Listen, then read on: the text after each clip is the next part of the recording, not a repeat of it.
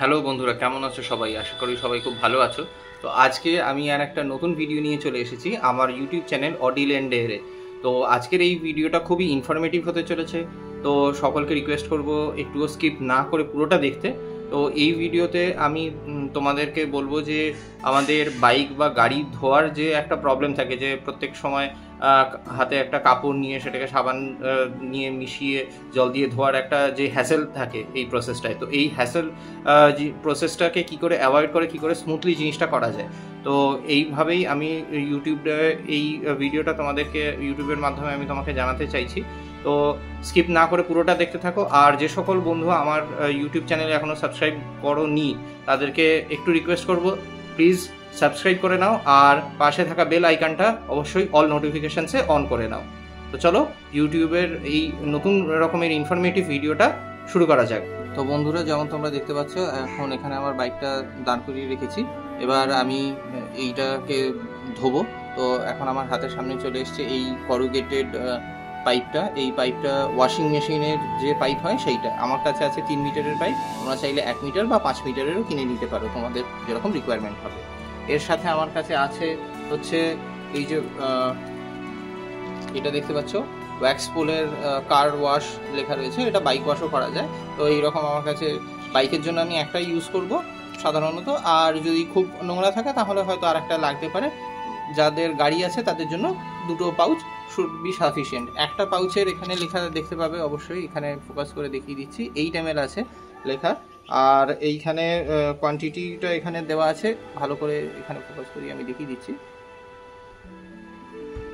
4 litres of water লেখা আছে এখানে, ভালো ফোকাসটা আসছে না। এই শ্যাম্পুর সাথে এইবারে আমার কাছে চলে এসেছে আসল জিনিসটা।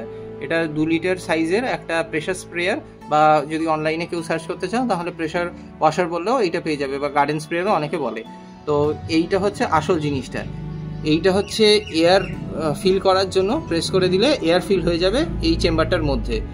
আর এইটা হচ্ছে প্রেস করে থাকতে হবে, তবে সামনে থেকে লিকুইডটা বেরোবে। আর যদি কেউ এটাকে পুরো প্রেসড অবস্থায় রাখতে চাও তাহলে তাদের জন্য একটা মেকানিজম রয়েছে। এই যে উপরের ছোট কালো জায়গাটা দেখতে পাচ্ছ, এই স্লাইডারটা, এইটাকে ভালো করে অরেঞ্জটাকে প্রেস করে দেবে, প্রেস করে এই স্লাইডারটাকে ঢুকিয়ে দেবে। তাহলে এটা কন্টিনিউয়াস প্রেসড অবস্থায় থাকবে অ্যান্ড ফ্লোটা হতে থাকবে। যখনই এর ভেতরে এয়ার প্রেশারটা কমে যাবে, ফ্লোটা দেখতে থাকবে যে আস্তে আস্তে কমে যাচ্ছে। তো সেই সঙ্গে সঙ্গে এই জিনিসটাকে এবার এরকম করে টিপে টিপে ভেতরের যে এয়ার প্রেশারটা রয়েছে এটাকে আরও বিল্ড আপ করে দিতে হবে। তাহলে সঙ্গে সঙ্গে এইখান থেকে আবার ফোর্স লিকুইডটা বেরোতে থাকবে। তো এই প্রেশার স্প্রেয়ারের ভেতরে আসলে কী থাকে সেটা এবার তোমাদেরকে দেখিয়ে দিচ্ছি। লিডটা আমি খুলে রেখেছি, আনস্ক্রু করে রেখেছি। তো এইরকম একটা জিনিস থাকে এর ভেতরে। আর এই বটলটার ভেতরে দেখতে পাচ্ছ যে ভেতরে পুরো ফাঁকা, তো এখানে কিছু নেই। আসল যে মেকানিজমটা আছে সেইটা হচ্ছে এই হ্যান্ডেল কাম স্প্রেয়ার যেটা রয়েছে এর ভেতরে। তো যিনি ফিজিক্সটা এর পেছনের জিনিসটা যেটা হচ্ছে সেইটা হচ্ছে যে এইখান থেকে যখন আমরা এটাকে প্রেস করছি, এইটা দেখতে পাচ্ছ একটা আওয়াজও শুনতে পাচ্ছ, এয়ার কিন্তু বেরোচ্ছে। যেরকম ঠিক আমাদের ইঞ্জেকশনে থাকে সেই রকম সিস্টেমে কিন্তু এয়ারটা এই ভেতরে ইনজেক্ট হয়ে যাচ্ছে। তো এর ওপরে যদি একটা বটল বা কিছু লাগানো থাকে তাহলে এয়ারটা কিন্তু এসকেপ করতে পারবে না, মানে এয়ারটা বাইরে বেরোতে পারবে না। তার জন্য এয়ার প্রেশারটা কিন্তু সেই কন্টেনারের ভেতরে বিল্ড আপ হবে, এবং বিল্ড আপ হওয়ার সাথে সাথে লিকুইড যেটা থাকবে এর ভেতরে অলরেডি আগে থেকে দেওয়া, তো সেই লিকুইডটা এই যে পাইপটা দেখছো, এই পাইপটা অবশ্যই এই পাইপের থেকে কিন্তু অনেকটা বড়। তো সেইখান থেকে এই তলা থেকে লিকুইডটা কিন্তু ডিউ টু এয়ার প্রেশার যেটা এইটা ক্রিয়েট করছে, সেইটা দিয়ে লিকুইডটা আস্তে আস্তে এইখান থেকে ওপরে যাবে, ওপরে গিয়ে এইটার সামনে বেরোবে। তো এইটা হচ্ছে এর ফিজিক্সের মেকানিজম। তো এর সাথে গাড়ির আমরা তো ফোম প্রেশার ওয়াশার অনেকে দেখেছি। তো এইটাতে কিন্তু নর্মালি যদি থাকে তাহলে কিন্তু প্রেশার ওয়াশার জিনিসটা হবে না। তো প্রেশার ওয়াশার করার জন্য আমি আর একটা জিনিস করেছি। এইখানে এই যে ব্রাশ ক্যাপ যেটা দেখতে পাচ্ছ, এই ব্রাশ ক্যাপটা কিন্তু একবার টেনে খুলতে হবে। তো এটা একটু টাইট থাকে, আমি খুলে তোমাদেরকে দেখাচ্ছি।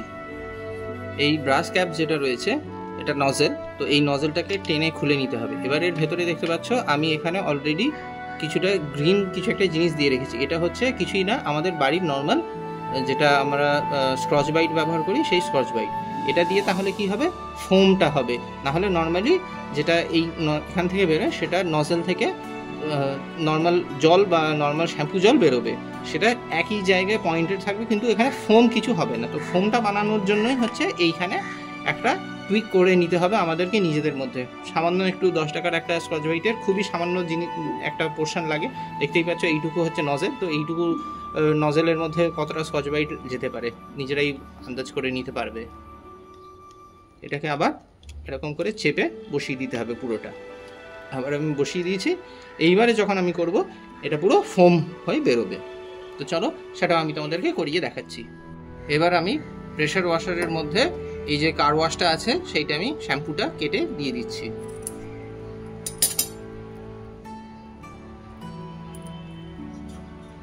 এরকম একটা গ্রিন কালারের শ্যাম্পু বেরোচ্ছে এর মধ্যে থেকে। তো পুরোটা আমি দিয়ে দেব। শ্যাম্পু দেওয়া হয়ে গেছে। এবার এখানে যেহেতু লেখা আছে 4 লিটার ওয়াটার, তো আমার এখানে 4 লিটার তো ধরবে না, এর মধ্যে আমি পুরো শ্যাম্পুটাই দিয়ে দিয়েছি।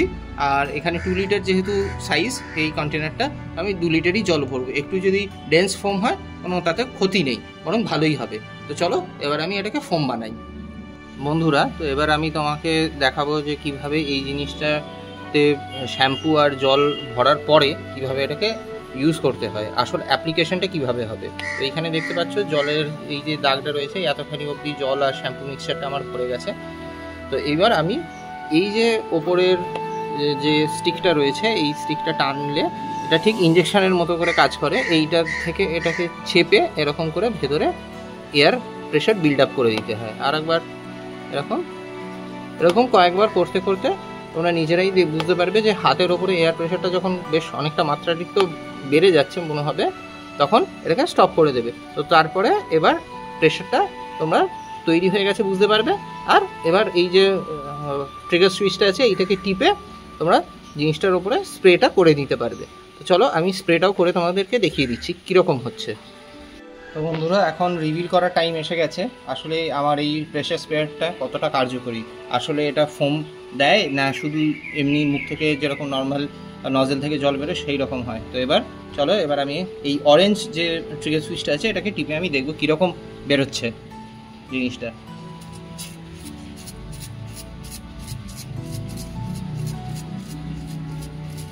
দেখতে পাচ্ছ কন্টিনিউ যদি আমি এটাকে অ্যাপ্লাই করি একটা ফোমি টাইপ অফ টেক্সচার এখানে চলে আসছে। তো এখানে একটু বেশি লিকুইডই হয়ে গেছে, তাহলে আমি বুঝতে পারছি যে আমার যে শ্যাম্পুটা ছিল সেটার কোয়ান্টিটিটা আরেকটু বাড়াতে হবে। তো চলো এবার সেইটা ইউজ করে আমি এবার আমার গাড়িটাকে একবার ধুই, এবার তারপরে তোমাদেরকে বলবো কীরকম হলো। বন্ধুরা, তো এই রয়েছে আমার প্রেশার স্প্রে আর এই হচ্ছে আমার ফোম বাইক ওয়াশ। তো এইখানে ফোম লাগানো হয়ে গেছে বাইকের ওপরে, দেখতে পাচ্ছ কীরকম এখন অবস্থায় বাইকের পুরো ফোমটা রয়েছে। তোমাদেরকে দেখালাম কীরকমভাবে এটা ফোম বেরোচ্ছে। আর একবার দেখিয়ে দিচ্ছি অ্যাপ্লিকেশানটা। তো এই যে অরেঞ্জ ট্রিগার সুইচটা আছে, চাইলে কেউ এইটাকে একেবারে এরকম করে ঢুকিয়ে লকও করে দিতে পারো, আর না হলে বারবার এই যে অরেঞ্জ সুইচটা আছে এইটাকে টিপে রাখতে হবে। তো এইরকম ডাইরেক্ট ফোম বেরোতে থাকবে এর ভেতর থেকে। দেখছো কতটা ঠিক ফোম বেরোচ্ছে এর ভেতরে। তো এইগুলো সবটা পুরো বাইকে লাগিয়ে দিতে হবে। বন্ধুরা, এখন টাইম এসে গেছে প্রেশার ওয়াশটা কী করে করবো সেইটা দেখানো। এতক্ষণ তো তোমরা দেখলে আমার গাড়ি এই যে ফোম লাগানো হয়ে গেছে। তো এবার প্রেশার ওয়াশটা কীভাবে করবো সেইটা আমাকে দেখাচ্ছি। নর্মাল যে কোনো ছাদের ট্যাঙ্কের যে কল, সেই কলের সঙ্গে কানেকশান দেওয়া যে কোনো জায়গায় এই যে ওয়াশিং মেশিনের পাইপ তোমাকে বললাম বা করোগেটেড পাইপ যেটাকে বলে, এটাকে জাস্ট এখানে লাগিয়ে দেবে। এরকম লাগিয়ে দাও, এরকম টুইস্ট করে করে লাগাতে হবে। লাগানো হয়ে গেছে। এইবার আমি এই যে অপর মাথাটা রয়েছে এই মাথাটাকে টেনে নিলাম, পাইপেরটাকে ভালো করে খুলে নিলাম।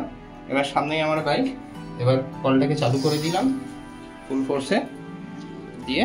এবার এই যে জল আসছে, মুখে একটুখানি চেপে থাকলেই তোমাদের ছাদের যে ট্যাঙ্ক আছে সেই ট্যাঙ্কের জলের যে ফোর্সটা থাকবে সেই ফোর্সই তোমাদের ওয়াশটা হয়ে যাবে, প্রেশার ওয়াশ। এবার যার ট্যাঙ্ক কাছাকাছি আছে তাহলে তার ক্ষেত্রে খুব একটা উপকারী হবে না। আমার ট্যাঙ্ক যেরকম প্রায় 3 তলা উঁচু আছে, তো সেই রকম হলে বেশ উপকারী হবে এই জিনিসটা। তো চলো এবার আমি ক্লিন করে তারপরে তোমাদের সঙ্গে আবার ভিডিওতে যোগ দিচ্ছি।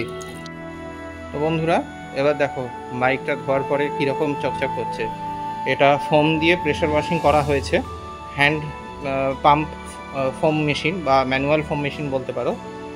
তো আর নর্মালি যে ট্যাঙ্কের যে প্রেশার জলের, সেই জলের প্রেশারে দিয়েই আমি প্রেশার ওয়াশ করেছি। আলাদা কোনো মেশিন নেই আমার কাছে এই মুহূর্তে। তো কোনো ইলেকট্রিক্যাল মোটর বা কোনো পাম্প দিয়ে কিছু কিন্তু করা হয়নি।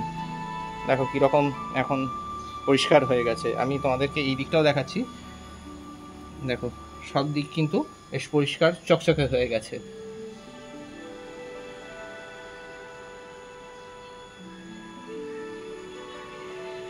এই দিকটা পুরোই তোমরা দেখতে পাচ্ছ, একদম ক্লিন, স্পার্কলিং ক্লিন বলবো আমি, হয়ে গেছে এখন আমার বাইকটা।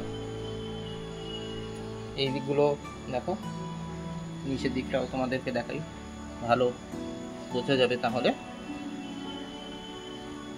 তো তাই জন্য যদি বন্ধুরা এই ভিডিওটা আমার যদি তোমাদের ইনফরমেটিভ লাগে, যদি তোমাদের ভালো লাগে, তাহলে অবশ্যই তোমাদের বাকি বন্ধু বান্ধবদের সঙ্গে, বাইকার ফ্রেন্ডস যারা রয়েছে, রিলেটিভসদের সঙ্গে, তো সকলের সঙ্গে এই ভিডিওটাকে শেয়ার করে দিও, লাইক করে দিও। আর যারা এখনও সাবস্ক্রাইব করোনি আমার এই ইউটিউব চ্যানেল অডিল অ্যান্ড ডেয়ারে, তাদেরকে সকলকে একটা রিকোয়েস্ট, একবার প্লিজ সাবস্ক্রাইবটা করে দাও আর পাশের বেল আইকনটা অন করে দাও।